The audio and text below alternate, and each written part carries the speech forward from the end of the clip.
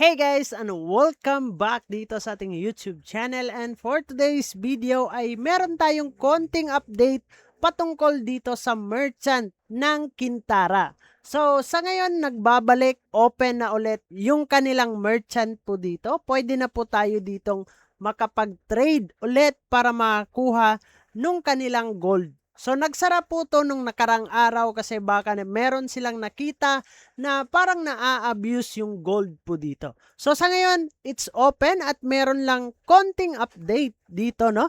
So sa ngayon, ipapakita natin yung ating Discord ng Kintara. Traveling merchant update, we're making a change to the personal merchant system. Personal gold will now work as a lottery entry. So, noon guys, nakakuha tayo ng 1 gold every day kahit hindi tayo mag-donate.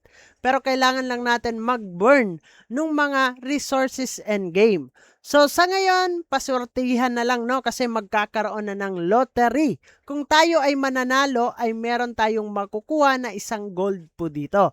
So, players can enter the personal merchant using materials with the amount of entries based on their kins holding. So, nagbabase na sila sa mga hold tokens po natin na kins dito, guys. For example, if you are holding, allow 10 entries, you can enter for up to 10 chance at gold nga daw dito.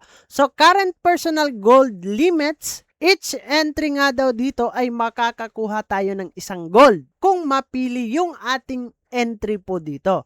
So, kung meron tayong 1,000 kins sa ating wallet, ay meron daw tayong entry na 2. And then 5,000 kins or 5,000 yung hold natin sa ating wallet ay meron po tayong 6 entries. Kung 10,000 kins token naman yung ating hold sa ating wallet ay meron daw tayong 10 entries. So yun na yung panibago dito sa merchant. So players will have 12 hours period to enter. Once the entry period ends, winners will be selected at randomly nga daw dito. You can then return to the merchant to check nga daw dito yung result nila at maklaim natin kung tayo ay nanalo dito. If some of your entries win, you can claim the gold from those winning entries, and entries that do not win will have their materials available to reclaim. So, yun yung maganda guys, kasi pag hindi tayo nanalo ay makukuha natin yung materials or resources na ating na-donate po dito para makakuha po tayo ng entries. There will also be 5% tax sa ating mga resources dito pag tayo ay nag-entries po guys on entered materials which will be born through the system nga daw dito.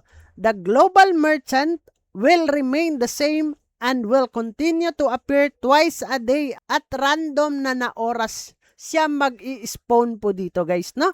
So this update meant to keep personal gold fair nga daw dito, reduce guaranteed gold inflation, and give players another exciting way to access gold through the merchant nga daw dito, no? Pag kayo ay nandito sa traveling merchant, guys, so click nyo lang yung trade materials. Kung pag-click nyo dito, guys, ay hindi kayo makakapag-claim dyan, no?